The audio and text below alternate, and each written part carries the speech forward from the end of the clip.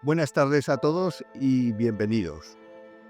Es un placer presentaros a Vicent Guillén, que para quien no le conozca, Vicent Guillén es doctor en Ciencias Químicas por la Universidad de Valencia. Ha trabajado como investigador en genética del cáncer.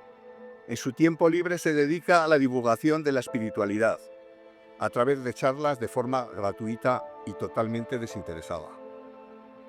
Es autor de los libros Las leyes espirituales, La ley del amor, y director de las películas El profeta del desierto y El profeta del desierto 2. Hoy nos ofrecerá la charla Amor, evolución y el sentido de la vida, un tema profundo y sugerente que sin duda nos invitará a la reflexión y quizá nos ayude a encontrar respuestas a esas preguntas que todos en algún momento nos hacemos.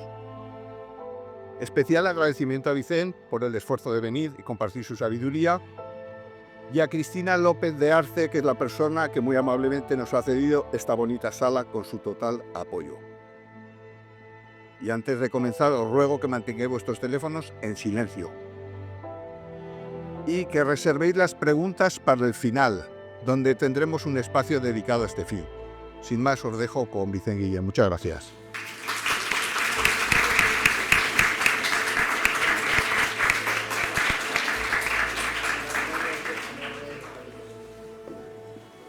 Bueno, buenas tardes a todos y gracias por haber venido.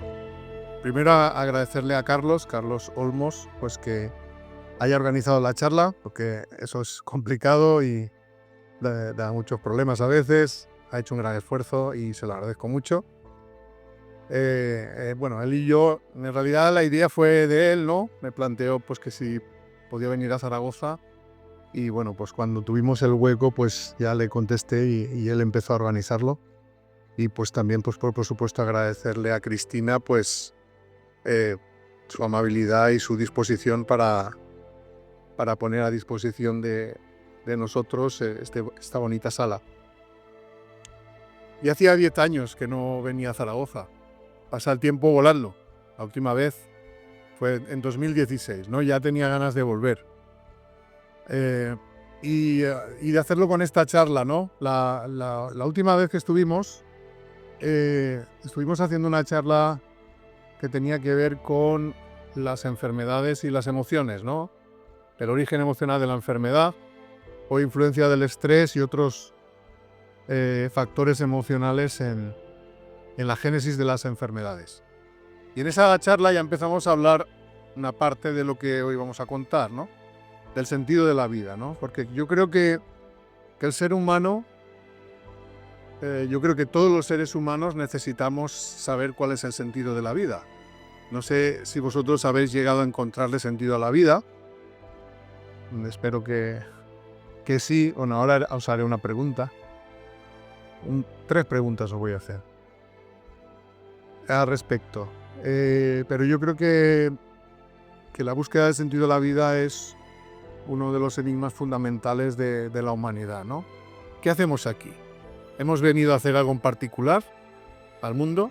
¿Tienen nuestras vidas un sentido? Yo creo que hay mucha gente que todavía no le ha encontrado sentido a la vida. Y creo que eso influye mucho en cómo es nuestra vida. Si es una vida feliz o es una vida desgraciada. Entonces me gustaría que esta charla sea como una especie de búsqueda, ¿no? Aquí yo os voy a plantear mis preguntas, las que yo me he hecho, creo que son comunes a mucha gente, y cuáles son las respuestas que yo he ido encontrando. Es cierto que soy científico de profesión, pero para mí eso no está reñido con la espiritualidad, porque hay gente que piensa que los científicos pues tienen que ser personas como muy cuadriculadas, ¿no? Que tengan una visión materialista de la vida. No es mi caso, ¿eh? No es mi caso. Pero el mencionar que he sido científico, ahora me dedico a la docencia, soy profesor de física y química en un instituto. Pero el haber tenido una formación científica a mí no me ha hecho apartarme de la espiritualidad, todo lo contrario. Yo creo que la ciencia, el objetivo de la ciencia debería ser la búsqueda de la verdad. Y para buscar la verdad a veces te tienes que meter en territorios que no han sido explorados. Y muchas veces esos territorios no se pueden explorar con los aparatos, pero sí se pueden explorar con las experiencias personales. Entonces, hoy vamos a hablar mucho de experiencias personales. Vale, así mejor. Bueno, pues primeras preguntas que os voy a hacer. ¿Cuántos de los que estáis aquí creéis que hay vida después de la muerte? Bastante gente. Eso ya es mucho, ¿eh? Muy bien. Segunda pregunta. ¿Cuántos creéis que hay vida antes del nacimiento? Esto podría ser que hemos vivido otras vidas o que estamos vivos en otro plano de la existencia. Muy bien, bastante gente también. Bueno, y última pregunta. ¿Cuántos le habéis encontrado sentido a vuestra vida? Bueno, ahora hay menos manos levantadas, ¿eh? Hay menos manos levantadas. Bien, bien, me gusta la sinceridad. Espero que con lo que hablemos hoy podamos ayudar a algunos de los que todavía no se lo han encontrado a encontrarle un sentido. Bueno, como digo, desde tiempos inmemoriales el ser humano se ha hecho preguntas que tienen que ver con el sentido de la vida, ¿no? Y otros enigmas. Por ejemplo,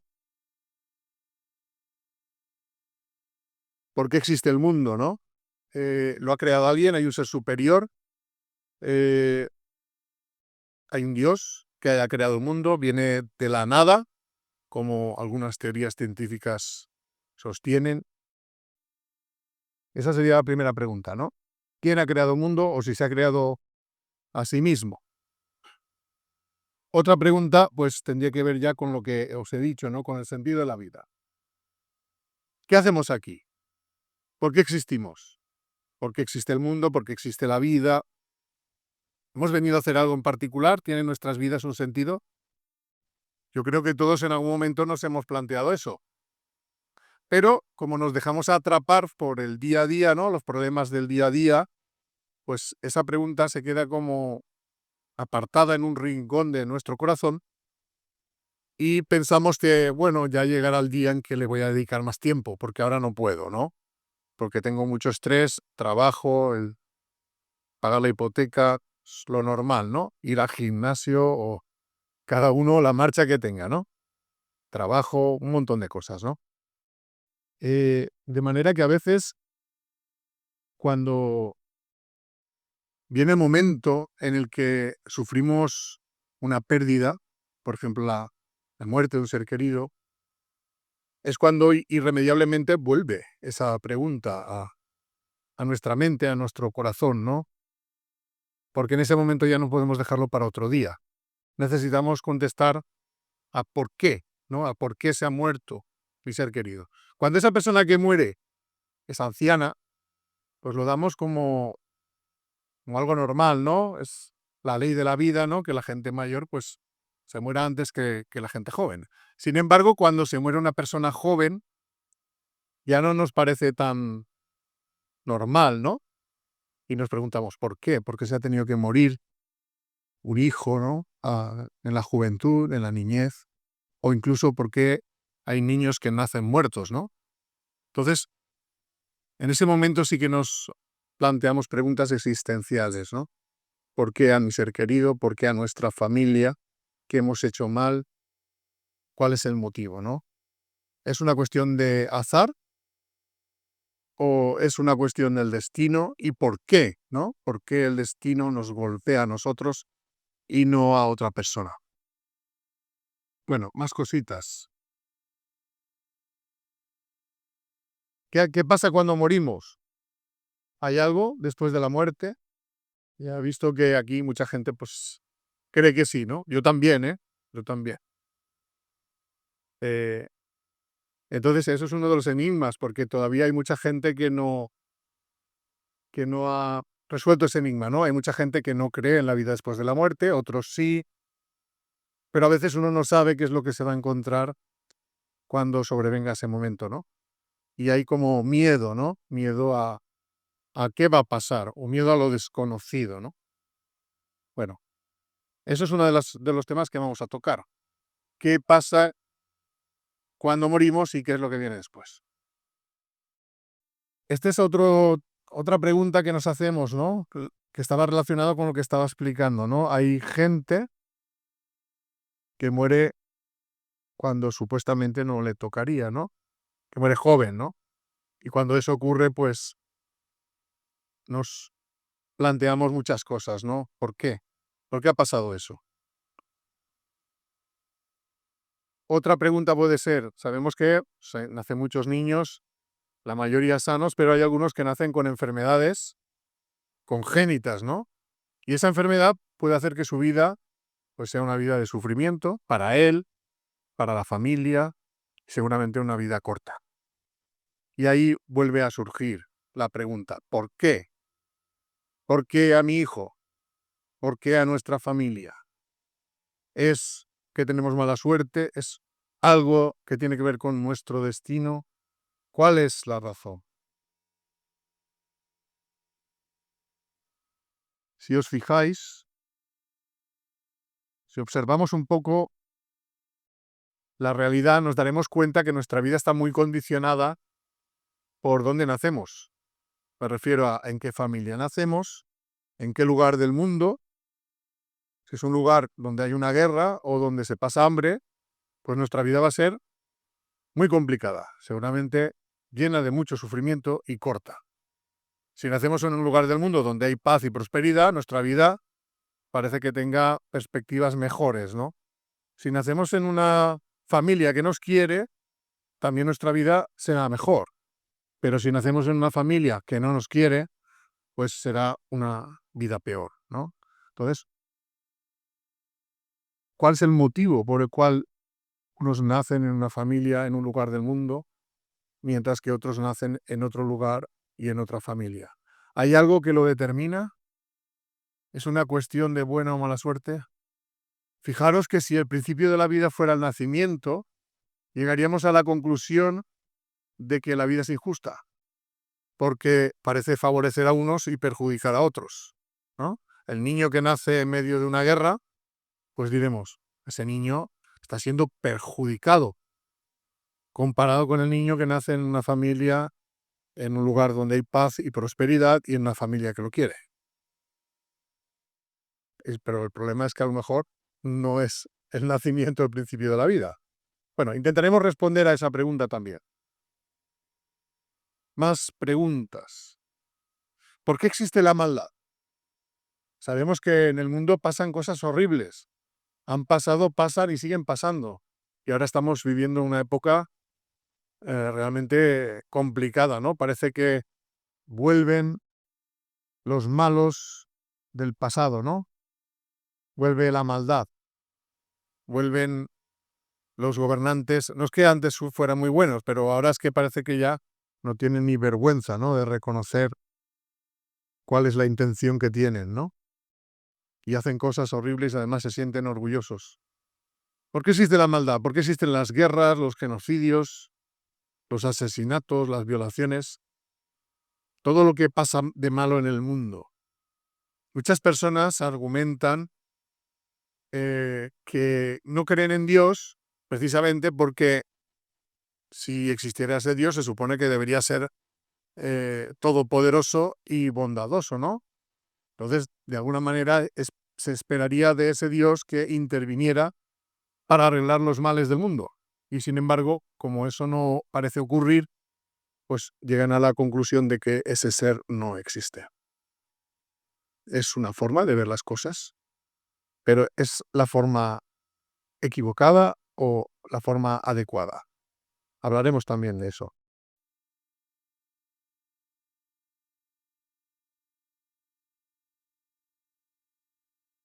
Yo creo que el anhelo de todo ser humano es alcanzar la felicidad. No, creo que no hay nadie que no desee ser feliz en la vida. Y sin embargo, ¿cuánta gente consigue ser feliz en la vida? Yo creo que poca gente. De hecho, yo creo que el mayor mal de la humanidad hoy en día es la depresión. la depresión. Mucha gente con depresión, mucha gente sin ganas de vivir y muchos suicidios como consecuencia de esa falta de ganas de vivir, de no encontrarle sentido a la vida. Hasta el punto que habrá personas que piensen que la felicidad es un sueño inalcanzable. Aún así, yo creo que el anhelo de todos nosotros es llegar a ser felices y la pregunta podría ser, ¿cómo se puede llegar a ser feliz? ¿Qué hay que hacer para ser feliz en la vida? Yo creo que intuitivamente todos sabemos que tiene algo que ver con el sentir amor. La felicidad se experimenta cuando sientes amor. Y sin embargo, aunque hayas experimentado el amor, hayas querido a personas y esas personas te hayan querido, pues va a llegar un momento en que parece que esa relación de amor tenga un final. Bien porque nos morimos nosotros o porque se mueren las personas a las que queremos.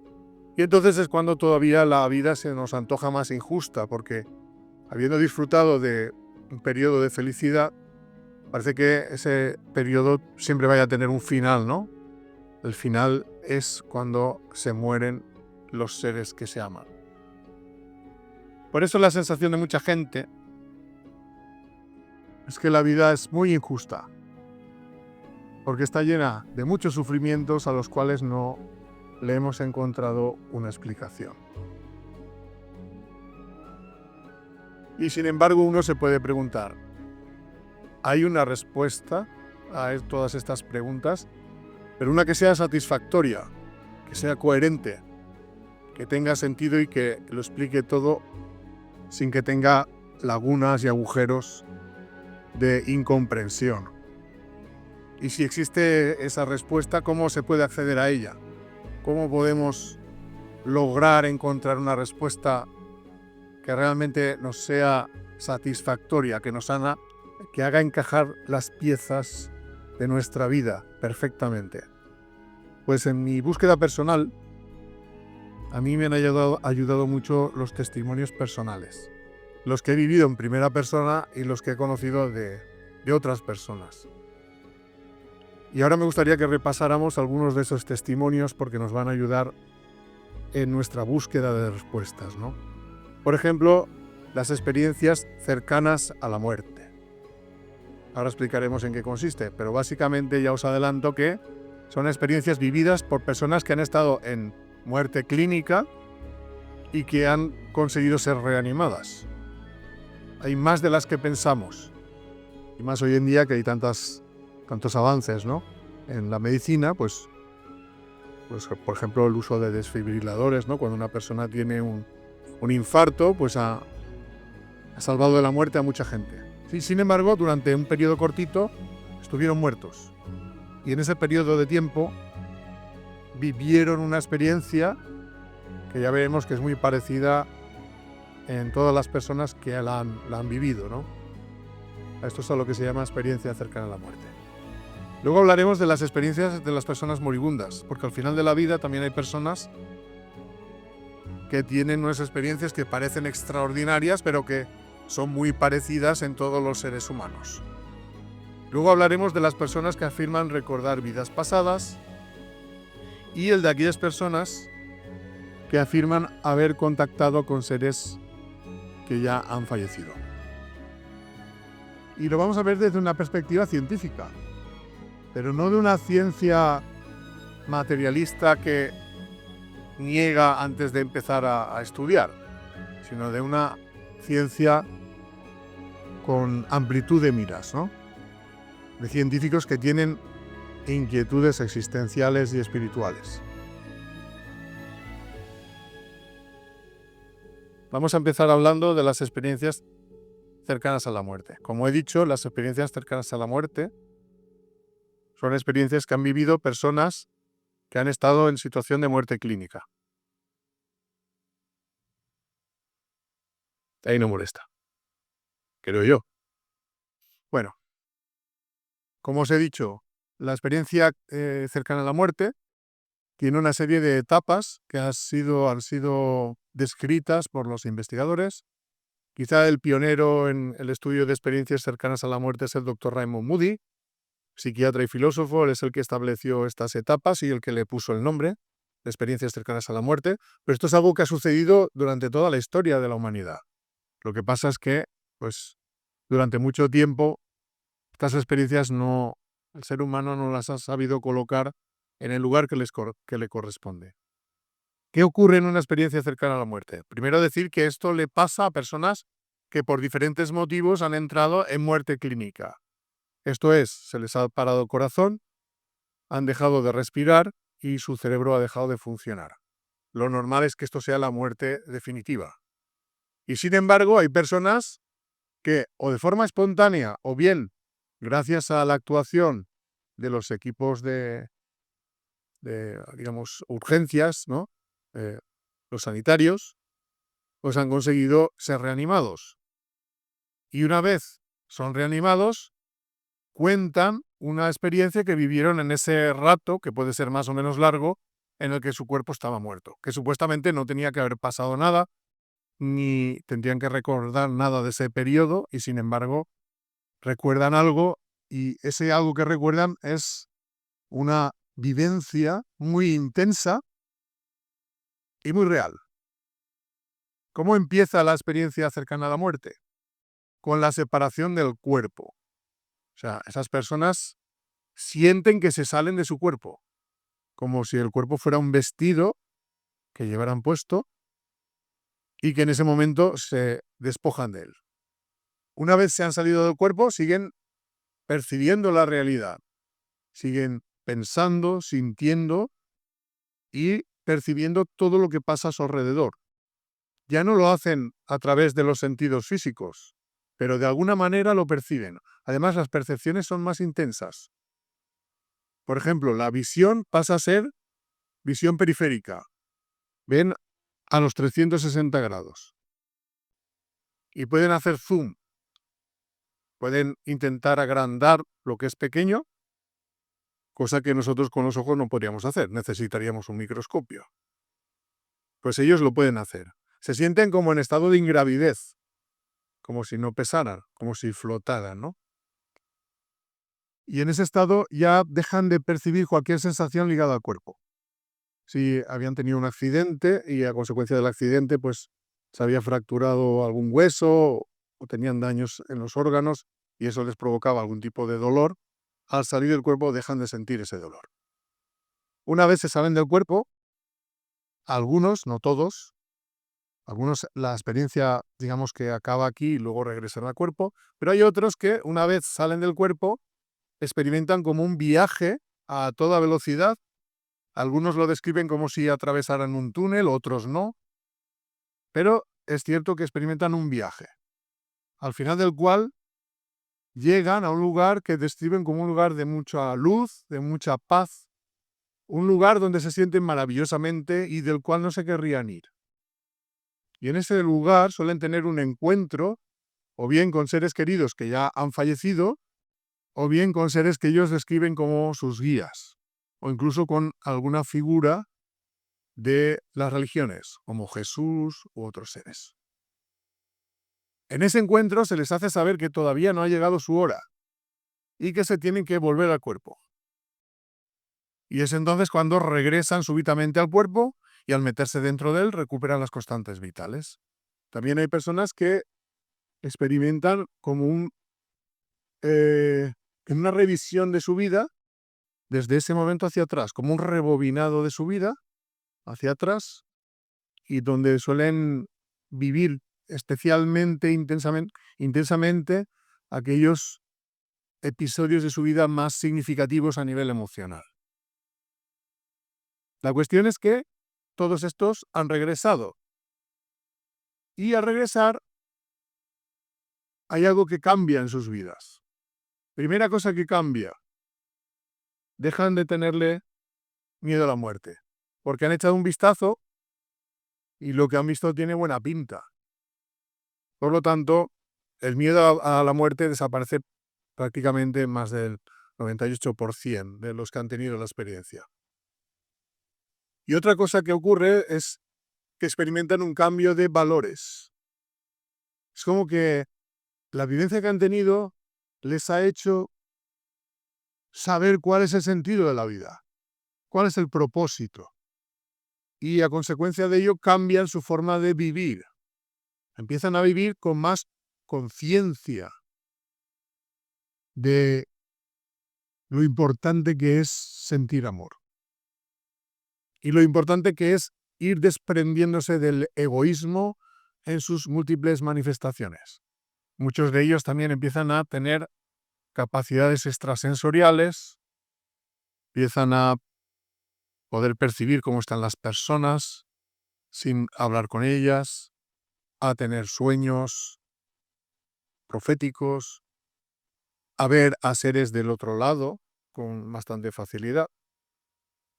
Pero en general lo que a todos les pasa es esa pérdida del miedo a la muerte y ese deseo de vivir, ¿cómo decirlo?, con una plenitud del interior, con el deseo de vivir de acuerdo con sus sentimientos. Claro, lógicamente, como los demás siguen con su visión de la vida, esto les dificulta la relación con los demás, con aquellos que no entienden, ¿no? De hecho, durante mucho tiempo las personas que tenían experiencias cercanas a la muerte se sentían incomprendidas porque cuando intentaban contarlo, bien a los médicos o bien a los familiares, se encontraban pues con una respuesta de incredulidad, ¿no? Básicamente pensaban que era una alucinación a consecuencia del estado en el extremo en el que habían estado y que pues eran alucinaciones, ¿no? Y sin embargo, todos alucinan lo mismo. Qué curioso, ¿no? Porque de una alucinación uno espera que sea más variado. Sin embargo, todos alucinan lo mismo, que se salen del cuerpo, que van a ese lugar, que regresan con una sensación de paz y de amor. Ellos no se querían ir de allí.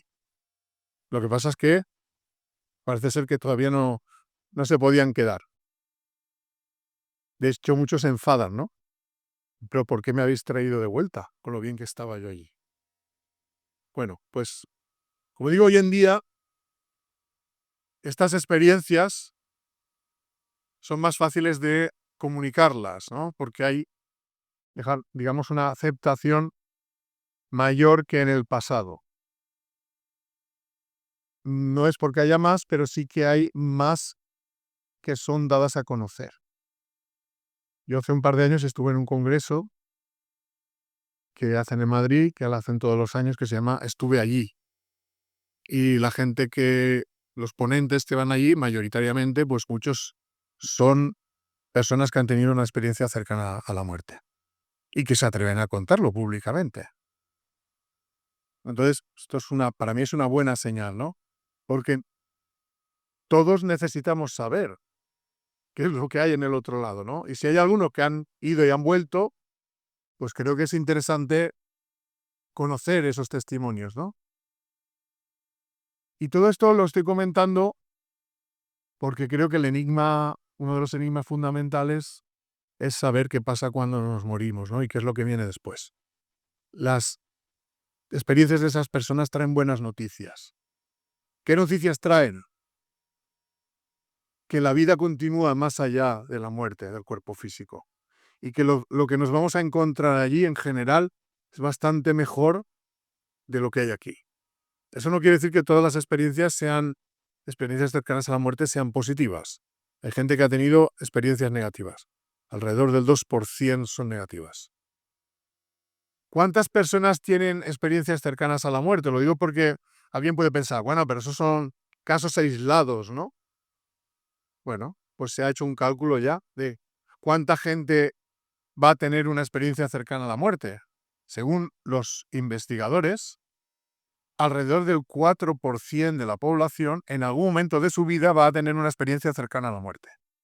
Claro, 4% de una población de 8.000 millones de personas son muchos millones. Esto lo digo porque antes, cuando se hablaba de estos temas, siempre había alguien que decía, nunca vamos a saber qué va a pasar cuando nos morimos porque nadie ha vuelto para contarlo. ¿Cómo que no? Sí, están volviendo millones de personas para contarlo. El 4% de la población vuelve para contarlo. Ahora, durante mucho tiempo no se les ha tenido en cuenta su experiencia. Ahora parece que sí. Ahora parece que sí, por parte de alguna gente. Hay científicos que se han interesado por esas experiencias. Como he dicho, Raymond Moody quizá en la época moderna es el primero, el pionero en el estudio de experiencias cercanas a la muerte. En el año 1977 ya publicó un artículo de investigación titulado Experiencias cercanas a la muerte, un dilema para la medicina. Claro, lo planteó así porque ¿cuál era el dilema? Pues que no sabían explicarlo. ¿Por qué? Muchos pensaban que eran alucinaciones, pero no sabían por qué todas las alucinaciones iban en el mismo sentido, ¿no? Entonces se lo planteó dejándolo caer como, a ver cómo lo explicáis. Los testimonios están ahí. Ahora hay que explicarlo. Y él dio una explicación. Muchos se burlaron de él, pero sus libros fueron bestsellers en Estados Unidos y luego en el mundo. Por algo será. A lo mejor es que había mucha gente que se reconocía en todos esos casos que Raymond Moody dio a conocer. No sé si conocéis sus libros, Vida después de la vida y Reflexiones sobre la vida después de la vida, pero son grandes libros para las personas que tienen inquietudes existenciales.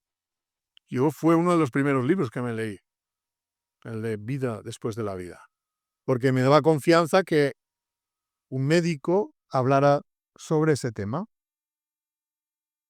Ya consideraba que era alguien que podía hablar de ello porque conocía los casos y porque pensaba que lo haría de una manera rigurosa. Después de Raymond Moody, ha habido muchos otros investigadores.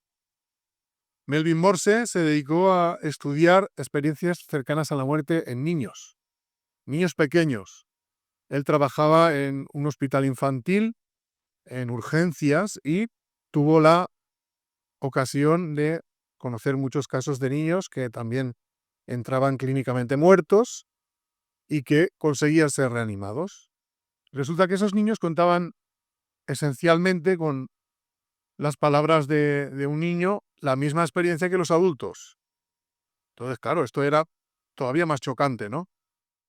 Porque cuando uno escuchaba las experiencias de los adultos, podía buscar una explicación que tenía que ver con tenemos miedo a morirnos y como tenemos miedo a morirnos, ideamos una fantasía con la supervivencia después de la muerte, ¿no? Como que aquello era algo que la mente creaba porque había miedo a la muerte. Bueno, pues había casos aquí de niños que tenían 3 años, que prácticamente han empezado a hablar hacía poco tiempo. Y esos niños todavía no tienen formada una concepción de lo que es la muerte, por lo tanto tampoco le tienen miedo. Y sin embargo la experiencia era esencialmente idéntica. Entonces, no dicen que los niños dicen la verdad, pues cuando son pequeños. Luego ya, sí, enseñan a mentir rápidamente. Pero bueno, en estos casos era muy llamativo que estos niños tan pequeños contarán sin ningún tipo de estimulación la misma experiencia de un viaje al cielo, por decirlo de alguna manera. Entonces, esto él lo recogió en un artículo de investigación y en un libro titulado Más cerca de la luz, lo que revelan las experiencias próximas a la muerte de los niños. Otros investigadores, Pim van Lommel, cardiólogo holandés, este médico lideró un estudio que se realizó en Holanda y que se publicó en la revista Lancet, que es una revista muy prestigiosa a nivel científico, y que es el estudio más completo que se ha hecho sobre experiencias cercanas a la muerte, porque incluye más de 400 casos de personas que estuvieron en muerte clínica por infarto, y entonces pues un porcentaje de ellos tuvo una experiencia cercana a la muerte. Alrededor del 20% de las personas que tienen o viven una situación de muerte clínica tiene una experiencia cercana a la muerte. Es decir, no es todo el mundo, es 1 de cada 5 más o menos. Entonces, ahí en el estudio pues analizan pues qué influencia puede tener la medicación, las creencias anteriores, el miedo a la muerte, y llegan a la conclusión que todo eso no influye en nada. Hay la misma cantidad de personas con experiencias cercanas a la muerte entre los ateos que entre los creyentes, entre los que tienen miedo a la muerte que entre los que no tienen miedo. Y la medicación no influye. También lo analizaron y no influía. Y llegó a una serie de conclusiones que está en sus artículos y luego tiene un libro titulado Conciencia más allá de la vida, donde pues explica, digamos, su visión sobre la vida después de la muerte, con, digamos, más amplitud que en un artículo científico, que ahí casi no te dejan decir nada. Este libro se ha convertido en un bestseller en Holanda y es un médico muy prestigioso en este campo. Peter Fenwick y Sam Parnia son investigadores. Uno es cardiólogo, el otro, el neuropsiquiatra. Bueno, Peter Fenwick ya falleció el año pasado. Yo tuve la oportunidad de conocerle en persona porque vino a Elche. El Hospital de Elche organiza todos los años un encuentro sobre experiencias cercanas a la muerte e invitan pues, a científicos relevantes. Y ese año pues, le invitaron a él. Y a mí también me invitaron para hacer una charla. Y entonces pues él, pues estuvimos allí comiendo juntos y tuvimos la oportunidad de conocerle y también a su esposa. Y él es una persona que ha liderado junto con el doctor Samparnia el estudio AWARE. AWARE en inglés es como es despertar, ¿no? Entonces, lo que pretendía el estudio era hacer lo mismo que había hecho Im van Lommel en Holanda, en otros hospitales de Estados Unidos, del Reino Unido y algunos otros países europeos. Y pues luego pues publicar los resultados de todos esos estudios, ¿no? Ahí os he puesto una lista de artículos que fueron el fruto de ese trabajo, ¿no? Artículos científicos. Y también quiero daros las referencias de 2 libros que ellos han escrito. La verdad en la luz, de Peter Fenwick y su mujer Elizabeth, escribieron conjuntamente. Y Sam Parnia, que escribió ¿Qué pasa cuando nos morimos? No sé si están en castellano, pero como yo en su momento solo los encontré en inglés, por eso tengo las referencias en inglés. Hay muchos otros autores, ahora hablaré de unos cuantos más, pero seguro que conocéis a los que salen en la diapositiva, ¿no? El doctor Manel Sanz Segarra, médico cirujano, que ha escrito un par de libros. Bueno, el primero de ellos es La supraconciencia existe, vida después de la vida. Él ha llamado a lo que para mí ha sido lo que antes se llamaba alma-espíritu, ¿no? Le ha llamado supraconciencia, ¿no? En la ciencia muchas veces se acuñan nuevos términos porque los que ya hay generan rechazo, ¿no? Entre los propios científicos, ¿no? Pim van Lommel le llamó a esto mismo conciencia no localizada. Entonces, un nombre feísimo, pero bueno, es más aceptable para los científicos. Entonces, supongo que lo habréis oído en algún momento. Para mí está haciendo una gran labor porque está rompiendo muchos tabúes. Por el prestigio que tenía, pues está consiguiendo pues, romper muchos tabúes, ¿no? Porque no es lo mismo que esto lo diga él que lo diga otra persona, ¿no? Y la doctora Luján Comas, lo mismo, ¿no? Ella médico anestesista y ha escrito también varios libros. Ahora recientemente uno que está promocionando. Pero la historia de ellos, personal, nos dice mucho de cómo se mueve el mundo de la ciencia. Porque ellos, hasta que no se jubilaron, no se atrevieron a hablar abiertamente de estos temas. porque se les hizo saber y ellos ya se darían cuenta de que eso les podía perjudicar en sus carreras.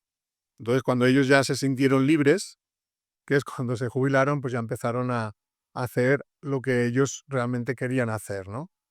Y esa es lamentablemente, la actitud que se ha tenido durante mucho tiempo en España, ¿no?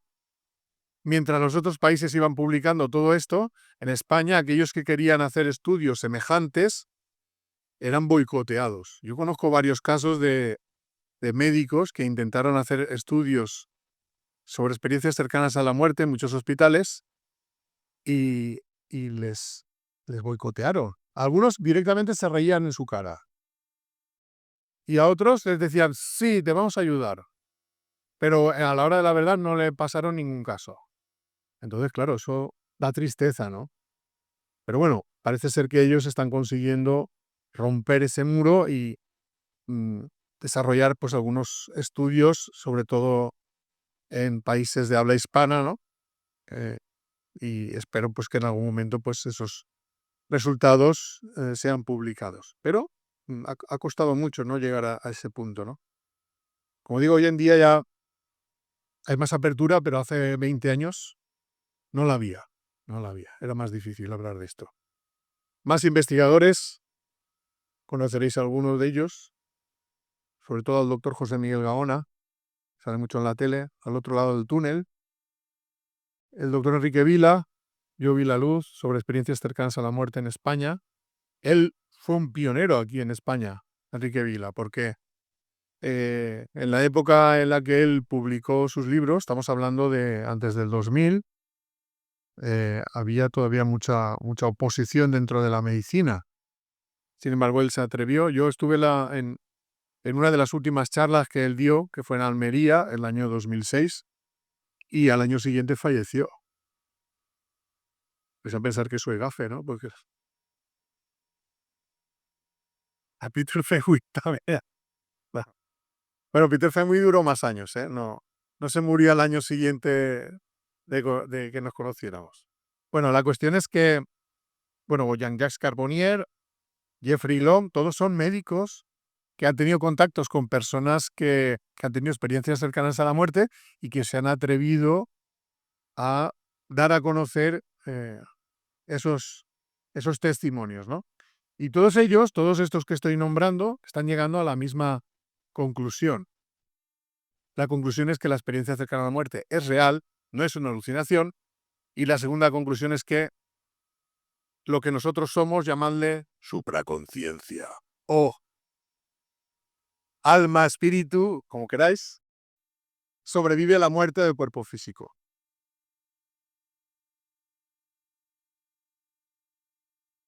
Hablemos ahora de las experiencias de las personas moribundas, porque en el final de la vida también hay muchas personas que ven a seres queridos que ya han fallecido, o a seres que ellos describen como seres de luz.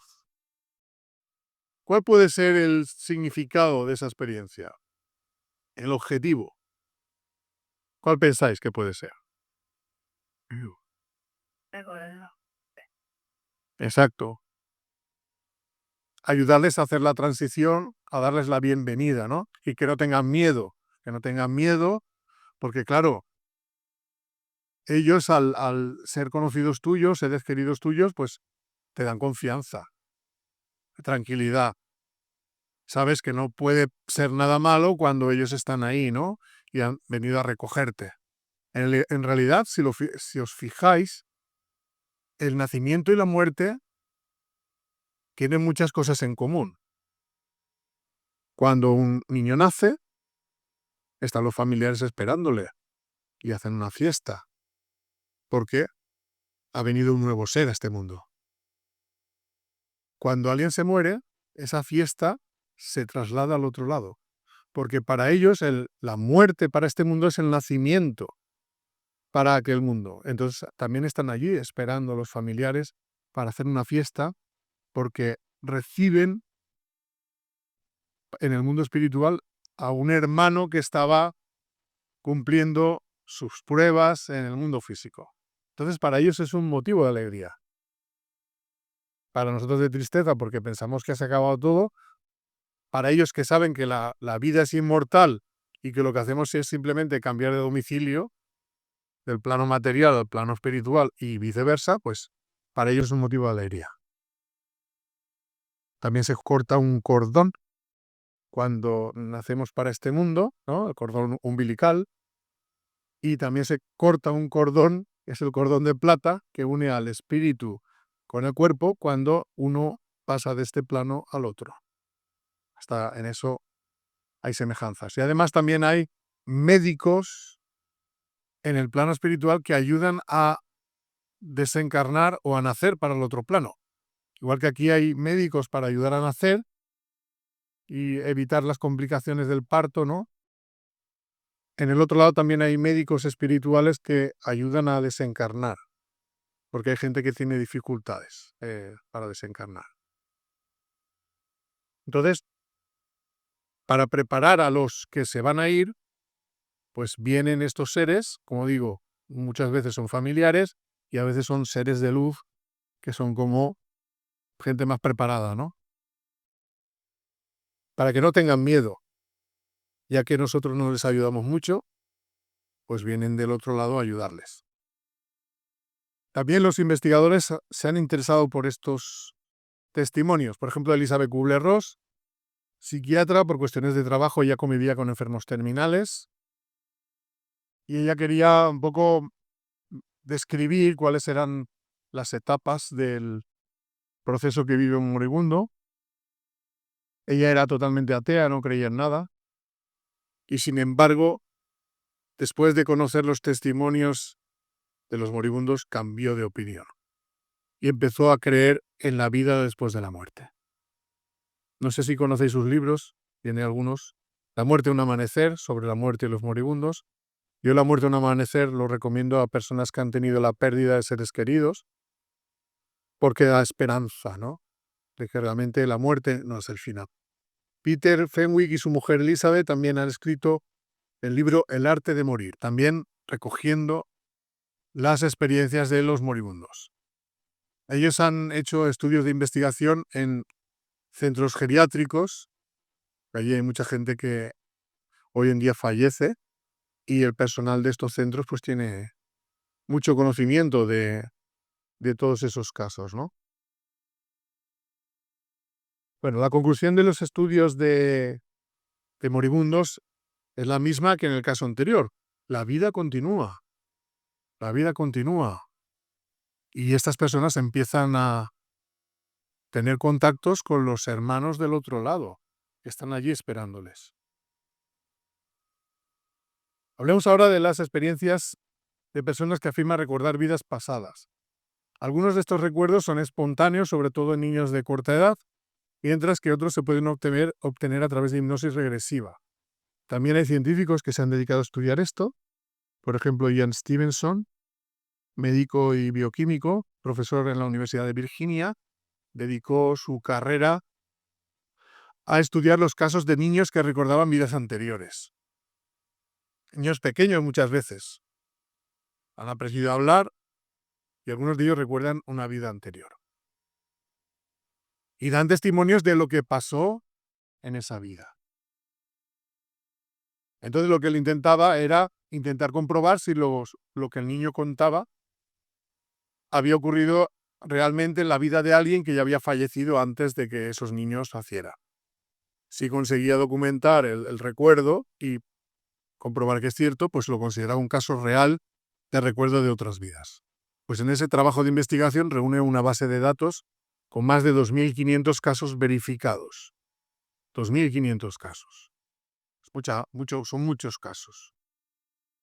Como digo, cuando la experiencia es de un adulto uno tiene más dudas, pero cuando son niños pequeños que empiezan a contar cosas de otras vidas, dando detalles muy concretos que dejan a los padres alucinados y que luego se confirman que son reales, pues la verdad es que da que pensar, ¿no?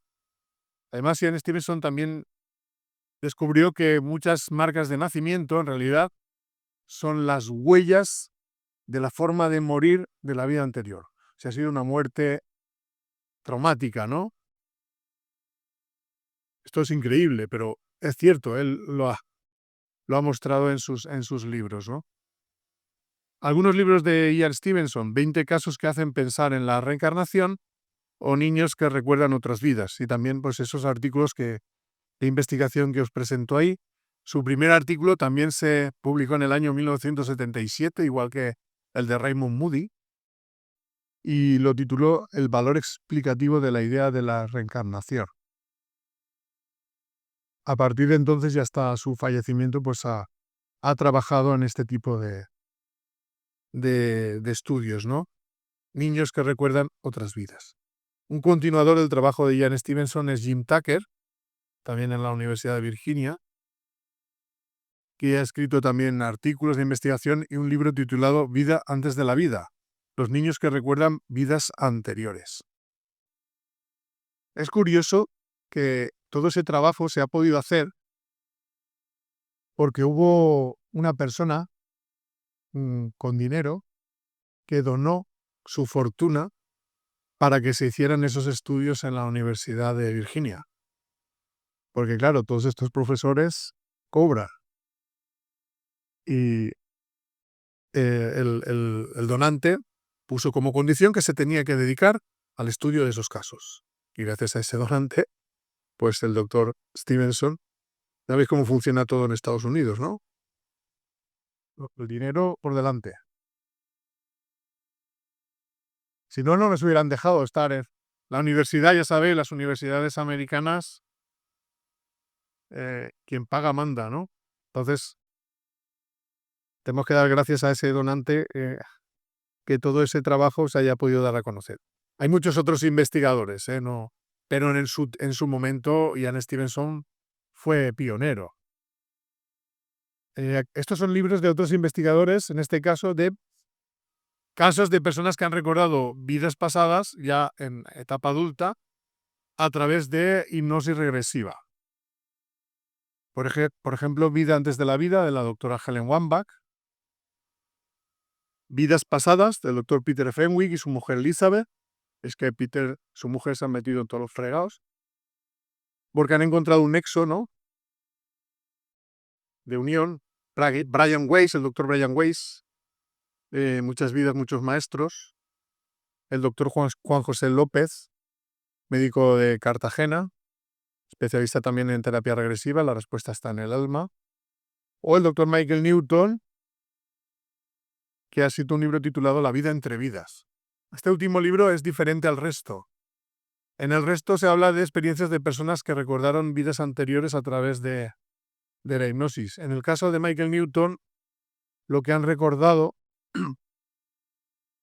es vida antes del nacimiento, pero no encarnado, sino cuando están en el plano espiritual. O sea, la etapa anterior a la vida actual. Entonces, ¿qué han recordado de esa etapa? Pues, por ejemplo, que muchas de las cosas que ocurren en esta vida las han decidido antes de nacer. Por ejemplo, la configuración de las familias. ¿Quiénes van a ser los padres, los hijos, los hermanos? Las pruebas que van a enfrentar en la vida y el tiempo que van a vivir. Claro, estos testimonios dan mucha información. Descubrimos que no es casualidad que nazcas en una familia. Lo has decidido tú y todos los que forman parte de esa familia. No es casualidad que sea en un lugar del mundo para vivir una serie de pruebas. Todo eso lo decides tú antes de nacer. Y eso cambia la perspectiva. Ya no es una fatalidad del destino. Ya no es que tengas buena o mala suerte. Es que lo decides tú. ¿Cuál es el propósito de esa decisión? Las pruebas te ayuden a evolucionar. Como digo, evolucionar para mí es desarrollar la capacidad de amar. Y también está muy relacionado con lo que ha pasado en las vidas anteriores. Yo suelo decir que nuestra vida no es una película, es un capítulo de una serie. Una serie muy larga, un culebrón, diría yo, porque tiene muchos capítulos. Si tú empiezas a ver un culebrón en el capítulo 150 y no has visto nada de la serie, pues no vas a a pillar la trama. Necesitarías ver algún resumen o algo para poder entender pues, por qué fulanito ha matado a menganito, ¿no? Pues así ocurre con nuestras vidas. Para entender el argumento de nuestra vida actual, necesitaríamos recordar lo que ha pasado en vidas anteriores. Y entonces veríamos cómo ese argumento encaja perfectamente con lo que ha pasado en vidas anteriores. Que los personajes de esta vida ya se conocen de la vida anterior y que puede ser que en la misma familia encarnen los enemigos del pasado. Los enemigos del pasado. Por eso, dentro de las familias hay grandes amores, pero hay grandes conflictos y grandes enemistades. Todas las familias pasa que no se hablan, ¿no? Los hermanos no se hablan en todas las familias. ¿Por qué será? Pues porque dentro de la misma familia han encarnado enemigos y la idea que encarnen juntos es para ver si se liman las asperezas, para que el lazo de consanguinidad estimule de alguna manera el hermanarse, ya que son hermanos de sangre, que también lo sean de espíritu. Pero qué difícil es eso, qué difícil es, porque el odio del pasado muchas veces infecta las relaciones del presente, hasta que lo resolvamos. Hay una máxima espiritual que dice que el amor une y el odio imanta. De cierta manera, las personas que se hacen daño quedan ligadas hasta que en algún momento consigan deshacer el mal que hicieron, cuando ellos quieran. Pero el mundo espiritual les da esa oportunidad. ¿Cuántos la aprovecharán? Algunos la aprovechan, otros no. Algunos dan un pequeño paso, otros dan un gran paso, porque existe el libre albedrío. Ahora hablaremos de eso. Vamos a hablar finalmente de las experiencias de las personas que afirman haber contactado con seres que ya han fallecido. Bueno, de las experiencias anteriores uno deduce que hay vida antes del nacimiento. Hay vida antes del nacimiento. Y deduce que la vida en realidad nunca termina. Lo que va ocurriendo es que vas cambiando, como he dicho antes, de domicilio. Del mundo espiritual al físico y vuelta. Retorno cuando se acaba la vida. Y a través de esas experiencias en los dos planos, el espíritu va avanzando. Bueno, hablemos ahora de las experiencias de las personas que afirman haber contactado con seres que ya han fallecido. El contacto más habitual suele ser con seres queridos fallecidos recientemente, que viene a través de sueños muy vívidos o incluso apariciones a pie de cama en estado de duerme-vela, que parece ser un momento de suficiente sensibilidad para verlos y suficiente conciencia de vigilia para acordarse, pues en ese momento ellos contactan. ¿Cuál es el objetivo? Hacer saber que siguen vivos. No físicamente, sino espiritualmente. Que siguen vivos, que están bien y que debemos de dejar de sufrir por ellos. Que lo que tenemos que intentar es continuar con nuestra vida y ser lo más felices que podamos. Hasta el momento del reencuentro, que será cuando nosotros vayamos allí. Eso es algo que también sucede bastante habitualmente. Lo que pasa es que mucha gente pues se lo calla, porque tiene miedo al que pensarán los demás, ¿no? A que piensen que se están volviendo majaras. Pero sucede mucho. Y es una nueva prueba de que la vida continúa más allá de la muerte. Alguien podrá pensar, bueno, tú sueñas con tu ser querido porque le echas de menos y ese deseo de verle, pues, es el que alimenta la fantasía de verle en el sueño, ¿no? No digo que no, habrá casos en los que sea así. Pero es que hay veces que la persona contacta, habiendo fallecido, sin que tú sepas que ha muerto. Quiero decir, imaginemos el caso de una persona que fallece en un accidente de tráfico en la madrugada. Claro, todo el mundo está durmiendo. tú también. Y de repente ese que está durmiendo, ¡pum!, se le aparece en su habitación el que ha tenido el accidente. Dice, oye, que me he muerto, pero que tranquilo, que estoy bien. De hecho, mejor que cuando estaba aquí. Entonces, ya que he conseguido contactar contigo, haz el favor de decírselo al resto de la familia, que yo estoy bien y que ya nos volveremos a ver. Y se va. Se despierta esa persona sobresaltada diciendo, ostras, he tenido un sueño. Me ha pasado esto. Y enseguida llaman por teléfono y avisan que ese familiar ha tenido un accidente y ha fallecido. Y esa persona dice, sí, yo ya lo sabía, que ha venido a decírmelo. Claro, ¿cómo se explica eso? Si no es admitiendo que ha sido el propio fallecido el que ha avisado.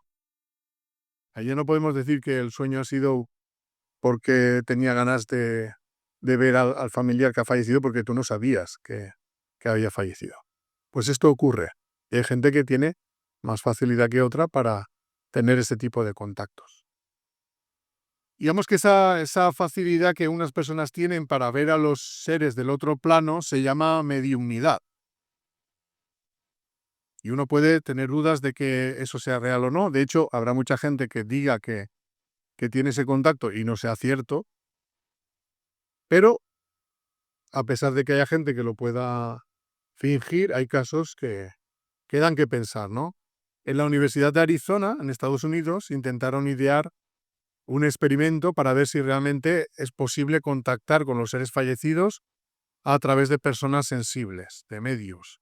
Buscaron a una serie de personas que decían ser mediums y que para ellos tenían cierta credibilidad,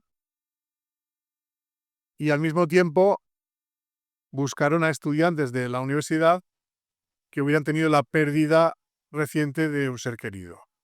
Y lo que le pidieron a los estudiantes es que dieran información detallada de los familiares que habían fallecido. Y sin que los mediums supieran nada de todo esto, se les preguntó a los mediums pues a ver si era posible que los fallecidos contactaran y hablaran de sus vidas. Y luego lo que hicieron fue contrastar la información obtenida de los estudiantes con la obtenida de los medios. Creo que eran 4 los mediums que trabajaban en este estudio. Pues de los 4, 3 tenían un grado de coincidencia en las informaciones de alrededor del 98%. El cuarto se ve que no dio pie con bola. Entonces, los científicos pues llegaron a la conclusión de que en el caso de esos 3 mediums sí que se había producido el contacto, que era real, y pues esos resultados los han publicado en diferentes artículos de investigación y en un libro titulado Los experimentos de después de la vida, donde ellos presentan evidencias científicas de que realmente existe la vida después de la muerte. Por tanto, a través de estos casos, esos testimonios, volvemos a tener pruebas de lo mismo, de que la vida continúa más allá de la muerte, porque los que se han ido, y estos sí que se han ido definitivamente, han dado testimonio de ello a través del contacto con personas que están físicamente encarnadas, bien familiares o bien sin ningún vínculo familiar.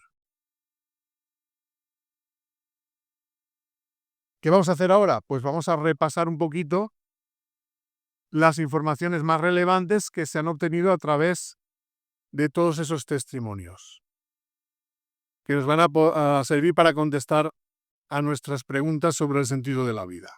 ¿De dónde venimos, a dónde vamos y qué hacemos aquí? Primera cuestión. Todos nosotros somos espíritus inmortales. Es decir, nuestra vida nunca va a terminar. Me refiero a la vida espiritual. ¿Qué es lo que pasa cuando muere el cuerpo? Pues que el espíritu se despoja de él y regresa a la vida en el mundo espiritual, siendo él mismo, pero con mayor experiencia porque ha vivido una nueva vida. Y cuando vaya al mundo espiritual, una de las cosas que hará es repasar todo lo que ha sido su encarnación para analizar los errores y los aciertos desde un punto de vista moral, ¿no? Ético.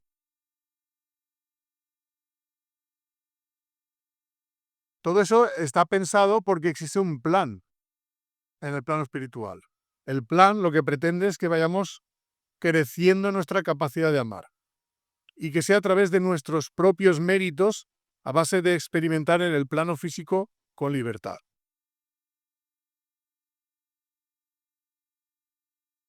Y que las pruebas que enfrentamos en la vida las decidimos nosotros mismos antes de nacer. El objetivo es que sirvan para que aprendamos y al mismo tiempo que sirvan para reparar, si es que hemos hecho cosas negativas en el pasado, reparar el daño que hemos hecho. Y así, poco a poco, vamos evolucionando. Para poder hacer ese camino, es necesario conocer las reglas del juego, lo que yo llamo las leyes espirituales. Básicamente son 4, que las voy a repasar en 2 minutos. Primera, ley de la evolución. ¿Qué dice esta ley? Que el espíritu inmortal, todos nosotros,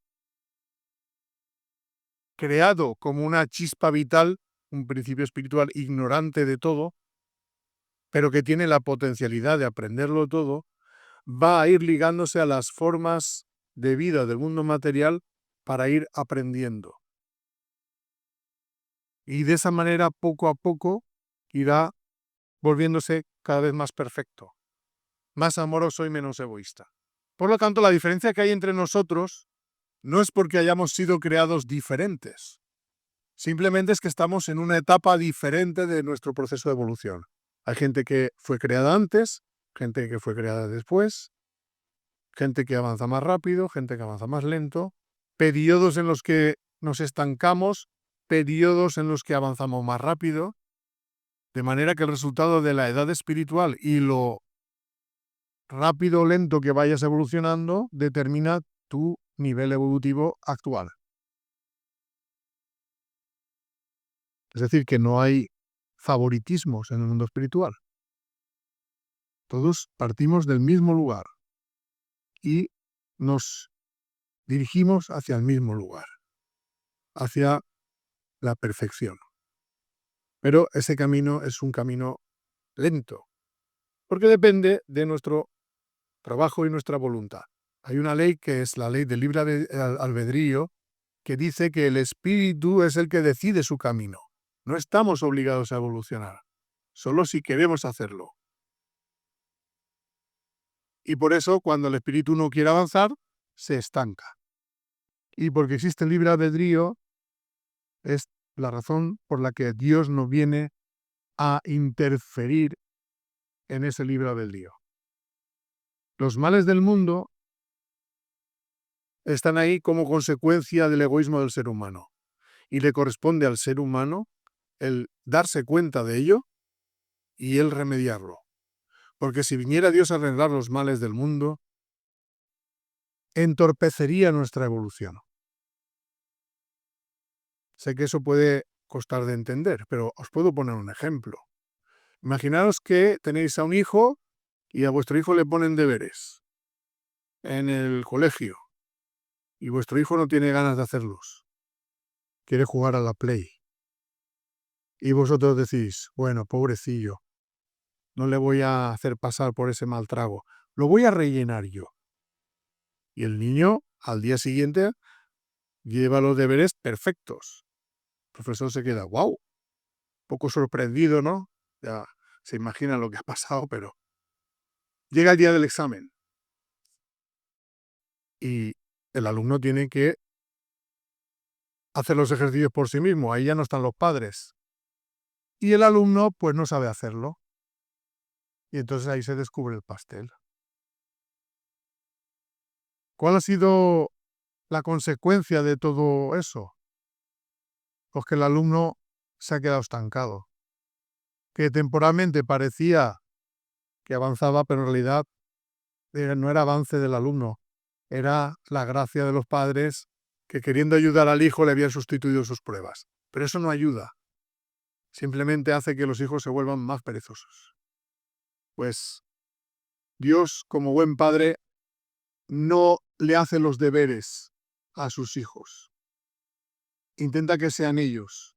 Les ayuda, porque está bien que te sientes con tu hijo a hacer los deberes y cuando él no sepa, tú le eches un cable. Pero dejas que sea él el que los haga, porque así es como aprende. Dándole tú pequeñas ayudas y él intentando esforzarse por hacerlo, ¿no? Eso es como se aprende. Pues así ocurre en el mundo. No estamos solos, tenemos ayuda permanente del mundo espiritual. Pero esa ayuda no consiste en que el mundo espiritual nos reemplace en nuestras pruebas. El mundo espiritual nos puede dar pequeñas ayudas en esos aspectos en los que nosotros todavía no controlamos. Pero en aquellos que nosotros podemos, nos van a dejar para que seamos nosotros los que demostremos si queremos o no. De manera que cuando el ser humano se dé cuenta de cómo funciona el mundo y se ponga manos a la obra en intentar reconocer el egoísmo y cambiarlo por amor, el mundo cambiará a mejor. Hoy en día el mundo es un valle de lágrimas, consecuencia del egoísmo del ser humano. Mañana puede ser un paraíso, cuando el ser humano cambie el egoísmo por el amor. Y esa es un poco la idea. Tenemos libertad para decidir nuestro camino. Pero también hay otra ley, que es la ley de la justicia espiritual, que dice básicamente que lo que hacemos a los demás, en realidad no lo estamos haciendo a nosotros mismos. Dicho de otra manera, se cosecha lo que se siembra. Y esto ya lo dijo Jesús. Y no se entendió. ¿Por qué? Porque cuando los que vinieron después quitaron la enseñanza en la reencarnación. Porque Jesús habló de la reencarnación. ¿Cómo no iba a hacerlo un ser tan avanzado? Él dijo, os es necesario nacer de nuevo. Y la Iglesia le ha dado la vuelta a eso y lo ha interpretado como le ha dado la gana, quitándole la enseñanza que había en esa frase. Os es necesario nacer de nuevo. Literalmente, como gusta a los chavales ahora decir, literal. Os es necesario nacer de nuevo. Nacer es volver en otra vida. Y así lo entendió Nicodemo, que le preguntó, ¿puede acaso cuando Jesús dijo esa frase, Nicodemo, que era un miembro del Sanedrín, le preguntó, ¿qué quieres decir con nacer de nuevo? ¿Acaso se puede volver al vientre de la madre y nacer? Y Jesús no le dijo, has equivocado a la hora de interpretarlo. No le dijo nada de eso. Porque realmente Nicodemo estaba en lo cierto. Se refería a volver al vientre de la madre y nacer de nuevo. ¿Y por qué nos es necesario nacer de nuevo? Porque en una vida no da tiempo a aprenderlo todo. Es imposible. En un curso puede el alumno de primaria sacarse un doctorado en la universidad. Posible. No le da tiempo. Y su capacidad tampoco se desarrolla tan rápido. Pues lo mismo ocurre espiritualmente. En una única vida no es posible volverse perfectos. Por eso nos es necesario venir muchas veces al mundo para aprender. Y todo aquello que aprendemos en esta vida se va a sumar a lo aprendido en el pasado. No venimos partiendo de cero, aunque temporalmente olvidemos el pasado. Los recuerdos temporalmente se olvidan, el aprendizaje no. Y si no os lo creéis, un ejemplo os voy a poner. ¿Qué pasa con esos niños prodigio de la música? Que a los 3 años están tocando ahí el piano que parecen Mozart. ¿Cuál es la explicación de eso? Unos dicen, es la genética. Otros dicen, es la influencia del entorno. Pues no es ninguna de las dos. Esos niños ya son músicos de otra vida. Y todo aquello que aprendieron en las otras vidas lo ponen de manifiesto cuando ya tienen la oportunidad. Y quien habla de la música habla de todo. Habla de todo. Esos niños tan maduros que sorprenden a los mayores diciendo, ¿cómo puede ser que un niño tan pequeño razone de esta manera tan perfecta, con tanto conocimiento? Pues porque es un espíritu avanzado. Y ya cuando empieza a crecer físicamente, manifiesta aquello que ha aprendido en el pasado. Y habrá gente que pasará lo contrario, que tendrán 80 años y razonarán como adolescentes, porque aunque el cuerpo ha envejecido, el espíritu es joven. Todavía le queda mucho por aprender. Y eso lo adquirirá viviendo una vida tras otra. Y así es como funciona el mundo. Y poco a poco todos nos vamos trasladando de una situación de mayor egoísmo y poco amor a más amor y menos egoísmo. Al ritmo que cada uno quiera. Pero es importante que sepamos que esto funciona así. ¿Para qué? Para que le saquemos provecho a la vida. Para que no nos quedemos atascados, atrapados en actitudes egoístas que nos hacen infelices a nosotros y hacen infelices a los demás. Tenemos que conocer esto. Es necesario. Es necesario saber que el amor es la ley que gobierna el universo espiritual. Que la evolución gira en torno al desarrollo de la capacidad de amar. Y que el objetivo del espíritu es alcanzar la felicidad a través del desarrollo de los sentimientos de amor. Solo hay un camino a la felicidad. Pero ¿cuándo tardará el ser humano en darse cuenta de que la felicidad solo se consigue cuando uno experimenta amor? Hay mucha gente que piensa que será feliz si le toca la lotería y vive materialmente con abundancia. Pues hay mucha gente rica que se suicida porque es desgraciada. Parece que no cuadre, ¿no? O gente que es famosa, ¿no? Todo el mundo desea ser famoso. Y sin embargo los famosos son desgraciados. Que muchos acaban mal. Yo siempre me acuerdo de Whitney Houston o Robin Williams, ¿no? Este actor que era tan gracioso. Acabaron mal. Así muchos, ¿no? Entonces, claro, a lo mejor es que le faltaba algo en su vida. Nosotros pensamos que lo tenían todo, tenían fama, tenían dinero, sí, lo tenía. Pero a lo mejor le faltaba una cosa, que era el amor. Y como no vivieron el amor, sufrieron, pues mira, cada uno acabó pues de una manera. Entonces, yo creo que la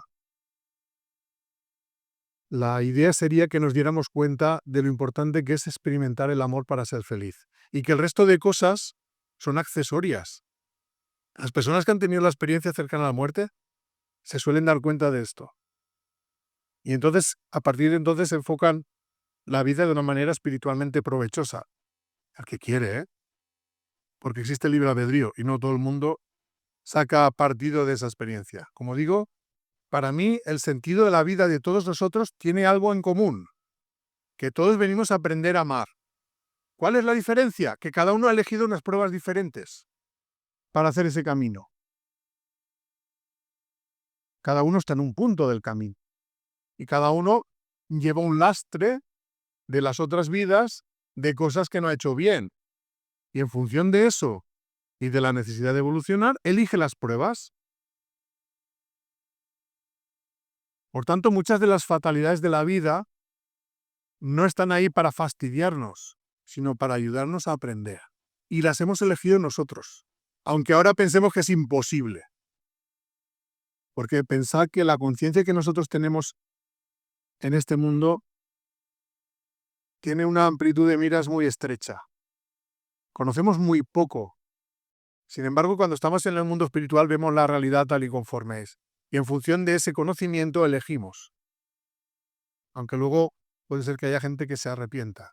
Cuando lleguemos al mundo espiritual, volveremos a recobrar toda esa amplitud de miras y analizaremos cómo hemos aprovechado la vida física, si hemos avanzado algo con las pruebas a las que nos hemos enfrentado o nos hemos quedado atascados y nos tocará repetir las mismas pruebas en otra vida. Algo se avanza, mucho o poco se suele avanzar. Y si no avanzas, pues tienes que repetir de nuevo las pruebas. Y así poco a poco todos vamos avanzando y aprendiendo a amar. Como he dicho antes, evolucionar, para mí esa palabra significa aprender a amar. Voy a dar pequeñas pinceladas y enseguida acabaré. Cosas importantes para desarrollar la capacidad de amar. Amarse a uno mismo. Alguien podrá decir, hombre, pero ¿qué me estás diciendo? Porque hay gente que solo cree que el amor tiene que ser a los demás y se olvida de sí mismo. Y eso es un error. ¿Cuándo ocurre esto? Muchas veces eso es influencia de la religión que ha transmitido ese mensaje, ¿no? Pero Jesús dijo, ama al prójimo como a ti mismo. No dijo más. Igual que a ti mismo. Pero ¿qué es amarse a uno mismo? Ahí es donde vienen las confusiones. Porque mucha gente cree que amarse a uno mismo es satisfacer el egoísmo. Pero yo me quiero un montón. Hago todo lo que me da la gana. Me he comprado un cochazo. Me ha costado 100.000 euros. Se ha arruinado la familia, pero era lo que quería. Me quiero un montón. Esto no es amarse a uno mismo tal y como yo lo entiendo. Solo satisfacer un capricho material. Cuando hablo de amarnos a nosotros mismos me refiero a reconocer cuáles son nuestras necesidades afectivas y nuestros sentimientos para pasar a desarrollarlos y que sean el motor de nuestra vida. Para que nuestra vida sea un reflejo de lo que sentimos. Y no debemos permitir que nadie dirija nuestra vida. Y luego en el amor a los demás es cierto que una cosa muy importante es eliminar el egoísmo. Está el amor a uno mismo, está el amor en la pareja, en la familia, amistades y luego finalmente el amor al prójimo, que sería el vínculo con personas que no tienen ninguna relación directa con nosotros, ¿no? Como hemos dicho, para mí el amor a uno mismo primero implica conocerse a uno mismo. Conocerse a uno mismo, saber distinguir lo que sentimos de lo que pensamos. Porque dentro de lo que pensamos está la influencia de la educación que hemos recibido. Y si es una educación represiva, muchas veces pensamos en contra de lo que sentimos. Y decidimos por lo que pensamos en contra de lo que sentimos. Un ejemplo, para que se me entienda.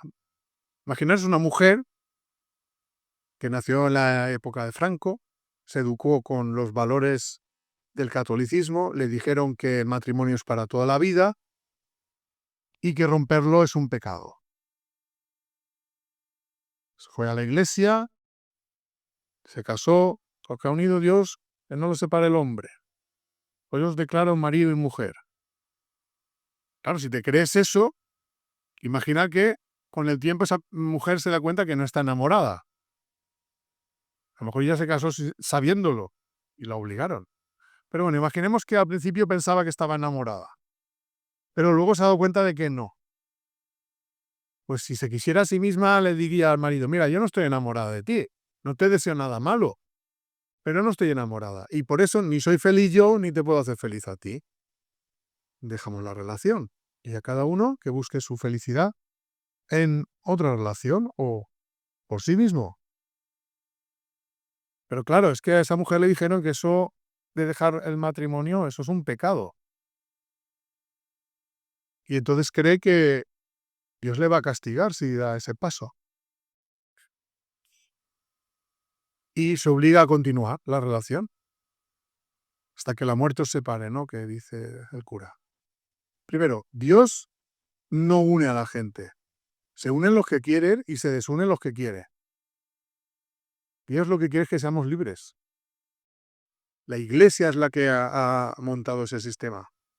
Todo eso, si históricamente se conoce que todo eso era una manera de hacer que los matrimonios concertados, convenidos, duraran. Una coacción que durara toda la vida. Entonces eso es contrario a la ley espiritual del libre albedrío. Pero hay gente que se lo ha creído y vive amargada como consecuencia de eso. Y a lo mejor se cree que está ganando el cielo y a lo mejor cuando se vaya al otro lado y diga, oye, ¿dónde está mi sala VIP en el cielo? Le preguntarán, ¿tú has sido feliz en la vida? No. ¿Por qué? Pues porque yo no era feliz, no estaba con mi marido y tal, no era feliz, no lo quería. Vale, pues vuélvete otra vez y vive la vida ahora de otra manera. Más como querías tú y menos como han decidido los demás por ti. Es así. Es así. Entonces, tenemos que separar lo que es una realidad espiritual de lo que son las religiones del mundo, que están plagadas de egoísmo, impregnadas de mentiras a las cuales se le ha atribuido todo a Dios. Hay un mandamiento que dice: no utilizarás el nombre de Dios en vano. Pues ese es el que más vulneran las iglesias. Ese es el que más vulnera. Y esto lo digo, entonces, ¿la solución a esto qué es?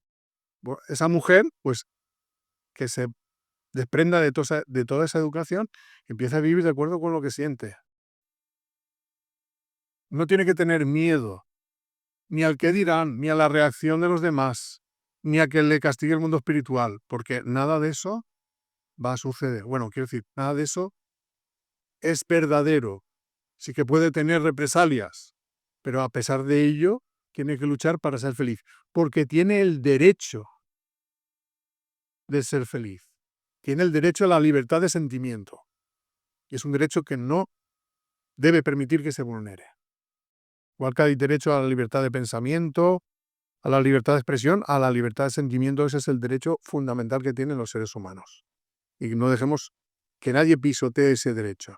Y eso tiene que ver con el amor a uno mismo.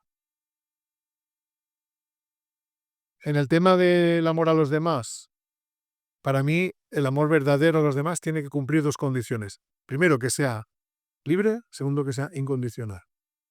¿Qué quiere decir eso? No estoy hablando de poliamor ni nada de eso, ¿eh? Que sea libre quiere decir que nadie te obligue a estar en una relación.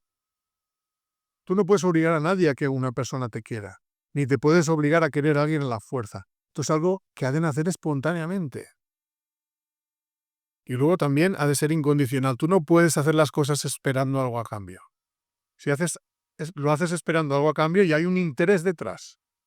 Lógicamente, si amas en la relación de pareja, te gustaría ser correspondido, pero no puedes forzar a esa persona a que te corresponda si no le nace. Si le nace bien y si no, acepta la realidad de que esa no es la persona con la que tú tienes que estar. Y esto también cuesta mucho. Los seres humanos tenemos tendencia a vulnerar la libertad de los seres queridos, sobre todo si tenemos un vínculo como el de pareja, matrimonio, y con los lazos carnales, ¿no? Hijos, familia, ¿no? Hay tendencia a pensar que la persona amada es de nuestra propiedad y que eso nos da derecho a decidir por ella. Y eso es un error. Tú puedes decidir ciertas cosas cuando tus hijos son pequeños, pues sí que tienes la potestad para decidir por ellos porque ellos todavía no se valen por sí mismos.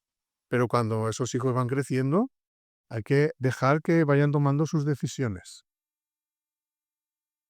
Y una de esas decisiones es con quién quieren estar de pareja. Tú no puedes decidir la pareja de tus hijos. Es que no me gusta para ti, Dios, es que no te tiene que gustar a ti, me tiene que gustar a mí. Eso es uno de los grandes motivos de sufrimiento en la humanidad.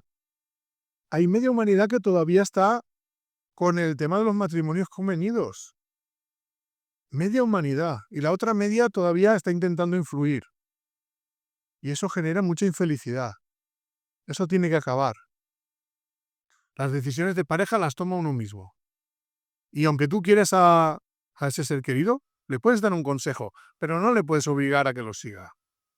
Eso no quiere decir que a tus hijos tienen que hacer lo que les da la gana cuando son adolescentes, ¿eh? Ojo, que nos hemos pasado de frenada.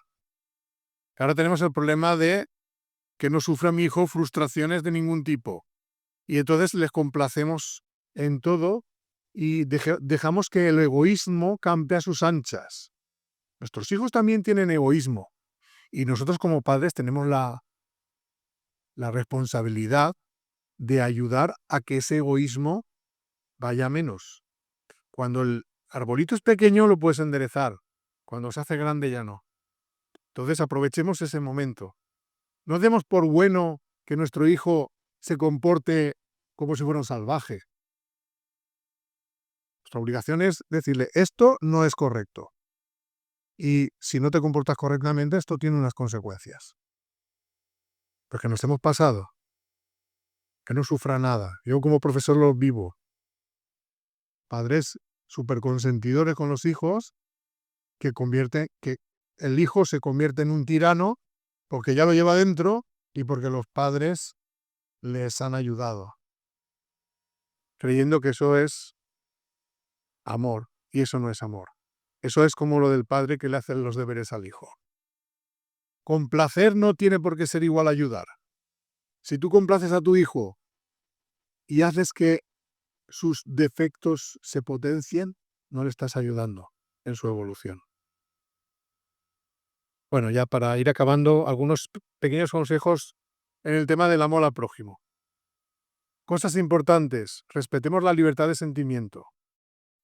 Intentemos que nadie vulnere nuestra libertad de sentimiento, pero intentemos también respetar la libertad de sentimiento de los demás para que los demás también puedan ser libres. Intentemos respetar la libertad de creencias y de ideas, la intimidad y la dignidad de cada ser. Intentemos resolver los conflictos de forma pacífica, sin utilizar la violencia, ni física ni psicológica. Hoy en día vivimos una época donde todo el mundo ha perdido el miedo a decir lo que le viene en gana. Eso tiene una parte positiva. Se pierde el miedo. Ahora, ¿cuál es la parte negativa? Piensa bien si lo que estás diciendo no está haciendo daño a los demás. Mírate tu conciencia. Antes de decir una cosa, piensa si eso que estás diciendo no está hiriendo la sensibilidad de otras personas. Porque hoy en día pasa que todo el mundo, como estamos, digamos, apantallados detrás del ordenador, soltamos cualquier cosa, ¿no? Como diciendo, como estoy aquí detrás de la pantalla, ni me conocen y no me van a pillar, ¿no? Yo soy de la opinión es, lo que no te atrevas a decirle la cara a alguien, no se lo digas a través de una pantalla o de un móvil. Porque estamos viviendo una época de, pues eso, se ha perdido, ¿cómo decir?, la educación, ¿no? Estamos en la mala educación constante. Y eso pasa en la adolescencia, pero también pasa con los adultos. Mirad a ver cómo se hablan los políticos en el Parlamento. Si yo creo que los alumnos de mi clase se comportan mejor. Y mira que son, es decir, en general. Pero se supone que ellos son inmaduros, ¿no? Por la edad que tienen. Pero es que ver a los políticos insultarse constantemente con la edad que tienen, a mí me da vergüenza. Vergüenza ajena. Que pues lo que se siembra se cosecha. Vivimos en la sociedad del insulto. Y donde se da luz y focos a aquellos que peor hablan, ¿no? Porque eso es la noticia es lo que da polémica y da que hablar, ¿no? Y eso para mí es un ejemplo de que hay una parte de la humanidad que todavía está aferrada al egoísmo y no tiene en cuenta los sentimientos de la gente para nada. Es bueno que defendamos nuestros derechos, pero sin invadir los de los demás. Intentemos ser empáticos y respetuosos. Intentemos defender nuestras ideas y convicciones sin tratar de herir ni ofender. Por tanto, nunca está justificada la humillación, la calumnia, la difamación contra los que no ven la vida como nosotros la vemos o tienen opiniones diferentes a las nuestras. Si somos ofensivos o hirientes, aunque creamos que nuestra causa es justa, nuestro comportamiento será injusto. Por tanto, intentemos no actuar movidos por el egoísmo para perjudicar a los demás. El odio, la intolerancia, la calumnia, la envidia y la hipocresía nunca están justificados. En cualquier ámbito de la vida, sea dentro de la familia, con la pareja, con las amistades, en el trabajo, no veamos al otro como a un competidor, un enemigo o un rival, sino como a un hermano, que en realidad es lo que es. Esa es otra de las enseñanzas que se han traído los que han tenido experiencias cercanas a la muerte. La sensación de que todos somos hermanos y que en realidad lo que estás haciendo al otro te está perjudicando a ti mismo. Hay dos cosas muy sencillas que se pueden hacer, que sirven para todos los casos, porque claro, hay tantas situaciones que se pueden dar y uno puede estar preguntando tantas cosas diferentes donde uno tiene que decidir cuál es la decisión correcta, que nunca acabaríamos de analizar todos los casos. Pero hay dos cosas que se pueden hacer siempre. No hagamos a los demás lo que no quisiéramos que nos hicieran a nosotros. Y tratemos a los demás como nos gustaría que nos trataran a nosotros. Son cosas muy sencillas, que es básicamente ponerse en el lugar del otro y pensar cómo nos sentiríamos nosotros. Así es más fácil decidir, pero tiene que ser honestamente. Porque si no eres honesto, seguirás decantando siempre las decisiones a favor tuyo, ¿no? Egoístamente.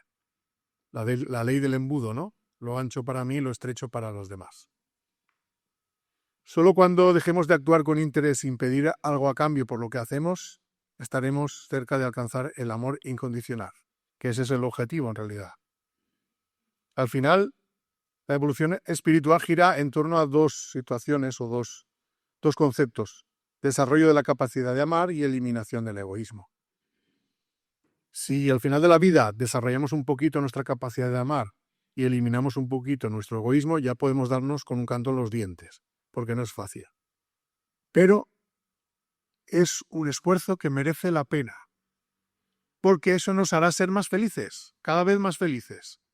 Y el experimentar esa felicidad nos estimulará a hacer más cambios para, al final, ser todavía más felices. Y así, paso a paso, nuestra vida se irá transformando desde el sufrimiento hacia la felicidad. Es verdad que es muy difícil que en esta vida una persona sea completamente feliz, porque está el mundo tan plagado de egoísmo que aunque fuéramos perfectos, sufriríamos igual por el egoísmo que hay en el mundo. Es imposible pasar por el mundo sin que el egoísmo te afecte. Pero todo ese trabajo que hagas de desarrollar la capacidad de amar y eliminar el egoísmo tendrá su recompensa en la vida en el plano espiritual y en las futuras vidas venideras.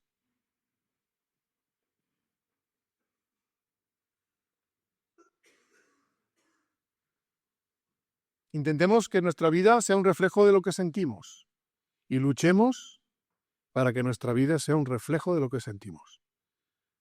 Al mismo tiempo, intentemos respetar la libertad de sentimiento de los demás.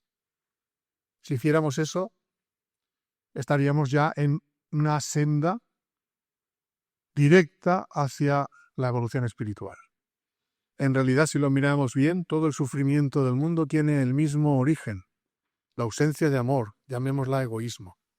Igual que la suma del egoísmo de cada persona puede hacer del mundo un auténtico infierno, como vivimos en la actualidad, no me esperaba yo que estas diapositivas que hice hace tantos años fueran tan reales en el día de hoy, porque es que estamos al borde de la destrucción, por culpa del egoísmo de unos pocos que están por ahí arriba, enfermos de vanidad y de ambición. Pues igual que estamos en ese punto, ¿no?, de convertir el mundo en un infierno nuclear, cuando ese egoísmo se transforme en amor, la suma del egoísmo de cada persona transformará el mundo en un paraíso. En nuestra voluntad está el hacer esa transformación, del interior hacia el exterior, del egoísmo hacia el amor, porque con el cambio del interior, el exterior, el mundo entero cambiará. Y ya para acabar ya la charla, hacerlo hablándonos de las dos películas que he tenido la oportunidad de dirigir, gracias a todos los compañeros que han participado en ellas. Son El Profeta del Desierto y El Profeta del Desierto 2, María de Magdala. El objetivo de estas películas es hablar sobre el mensaje de Jesús desde una perspectiva no religiosa, viviendo o reviviendo lo que pasó hace 2000 años, pero en la vida de dos de sus seguidores, Juan el Bautista y María Magdalena. Estas películas las podéis ver en YouTube. gratis. La primera, Profeta del Desierto, lleva en total unos 4.200.000 visualizaciones, la mitad en portugués, porque se dobló a portugués y en Brasil ha tenido muy buena acogida, y la mitad en castellano. Esta película, digamos que está centrada en la vida de Juan el Bautista. Se ha hecho con la ayuda de muchas personas que de forma altruista han participado. No es una película de Hollywood, lógicamente, es de bajo presupuesto, pero creo que las personas que han participado se han entregado totalmente, entonces eso se nota. Y luego está la segunda parte, El Profeta del Desierto 2, María de Magdala. Ahora vamos por 600.000 visualizaciones. Está centrada un poco en la relación o a partir de que Juan el Bautista conoce a María Magdalena, porque antes de conocer a Jesús, María Magdalena conoció a Juan el Bautista, porque antes de Jesús, Juan el Bautista se dedicó a predicar el mismo mensaje que el de Jesús, preparando el terreno, ¿no? Por eso dicen que Juan fue el precursor de Jesús. Y en una de esas predicaciones, en el pueblo de Magdala, que era donde vivía María Magdalena, pues se conocieron. Entonces, se cuenta la historia un poco está centrada en ese momento. Cómo era la vida de María antes de conocer a Juan y cómo cambió su vida después de conocer a Juan. Como digo, las pelis las tenéis en YouTube gratis, en mi canal de Vicent Guillem. Esta es una foto de un día de rodaje y pues que sirva de homenaje para toda la gente que ha participado en la producción, como digo, de forma altruista. Esta película es más larga que la anterior, está un largometraje, 2 horas 20 minutos. Está mejor hecha que la anterior porque en la primera éramos más novatillos, pero el mensaje va en la misma línea. Entonces, si no las habéis visto, os invito a que las veáis en cuanto podáis. Y ya para acabar, pues hacerlo pues recomendándoos estos 2 libros, Las leyes espirituales y la ley del amor. Los libros los podéis descargar gratis en internet, en el blog. Y pues si queréis tenerlos en formato papel, pues los hemos traído. Los libros valen 2 euros cada ejemplar. Con eso pagamos los gastos de la imprenta. Ahora ya creo que fotocopiarlos ya te valdría mucho más. Entonces, con ese dinero conseguimos hacer más libros, no hay ánimo de lucro. No sé si los libros al final están aquí o... Allí al final de la sala los tenéis. Mi mujer, Juani, está con ellos. Y si no los tenéis todavía y queréis tenerlos, pues allí los podéis conseguir. Y ahora pues daros las gracias por vuestra atención y si queréis preguntar alguna cosa, pues ahora es el momento de hacerlo. Muchas gracias.